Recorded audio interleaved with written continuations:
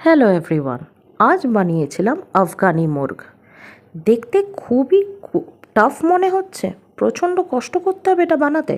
একদম না, এর ইজি প্রসেসটা চলুন শেয়ার করি। পেঁয়াজ কুচিয়ে রাখবেন, লাগবেন রসুন, আদা আর টমেটো, গোলমরিচ, কাঁচা লঙ্কা। আর রসুন, আদা, টমেটো আর কাঁচা লঙ্কা আর গোলমরিচটাকে আমরা পেস্ট করে নেব। পুরো মিহি পেস্ট করবেন না, হাফ কোর্স গ্রাইন্ড করবেন। এরপরে লাগবে কাজু বাদাম। কাজু বাদামটাকেও অল্প একটু দুধ দিয়ে আমরা পেস্ট করে রাখবো, একদম ফাইন পেস্ট করে রাখবেন কাজু বাদামটাকে। এটা হয়ে গেলে এরপরে তো ইজি প্রসেস, তেলের মধ্যে দিয়ে দেবো একটু তেজপাতা আর দিয়ে দেবো জয়ত্রী, দিয়ে ওটাকে দিয়ে দেবো পেঁয়াজ।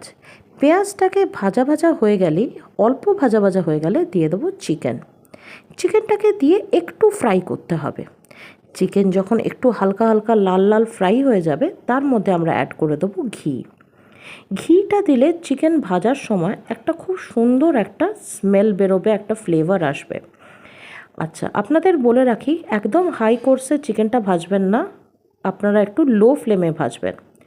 এরপরে আমি অ্যাড করে দিয়েছি ওই যে পেস্টটা বানিয়ে রেখেছিলাম রসুন, টমেটো, গোলমরিচের, সেটা। এর সঙ্গে আমি দিয়ে দিচ্ছি ধনে গুঁড়ো, কোরিয়েন্ডার পাউডার আর দিয়ে দিচ্ছি নুন। সঙ্গে আমি আরেকটা জিনিস অ্যাড করেছি, সেটা হচ্ছে কসুরি মেথি। কসুরি মেথিটা দিলে মুর্গ আফগানির একটা আলাদা ফ্লেভার আসে। এটা দিয়ে একটু ভালো করে কষিয়ে নিয়ে আমি এটা ঢাকা দিয়ে 15 থেকে 20 মিনিট হতে দিয়েছিলাম। এবার কাজু বাদামের যে পেস্টটা বানিয়েছিলাম তার সঙ্গে আমি দুধ অ্যাড করে আর একটু এটা লিকুইড করে নিচ্ছি, কারণ মাংসে আমরা একদম জল দেব না। ঢাকনা খোলার পর যখন দেখবেন যে মাংসটা থেকে তেল ছেড়ে দিয়েছে, তখন আমরা এই পেস্টটা অ্যাড করে দিয়েছি। এই পেস্টটা অ্যাড করে দেওয়ার পর একটু ভালো করে মিক্স করে নেবেন, কারণ কাজু বাদাম কিন্তু নিচে লেগে যায় কড়াইয়ের নিচে। একটু মাঝে মাঝে মিক্স করে দিতে হবে, আর হাই ফ্লেমে করা যাবে না, এটাকে মিডিয়াম টু লো ফ্লেমেই রেখে রেখে করতে হবে।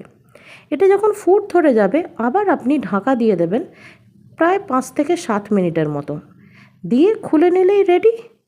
এই যে আপনি দেখছেন আফগানি মুর্গ, খুব টাফ মনে হয়েছিল, দেখুন তো আমি কত ইজি প্রসেস আপনাদের বলে দিলাম। নামানোর আগে কিন্তু গরম মশলা দিতে ভুললে চলবে না, ওটা দিয়ে দিতে হবে।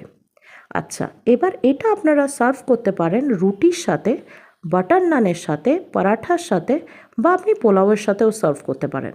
গেস্ট এলে কেন এত খরচা করে মাটন আনতে যাবেন, যখন চিকেনের এত ভালো ভালো রেসিপি আমি আপনাদের সাথে শেয়ার করছি।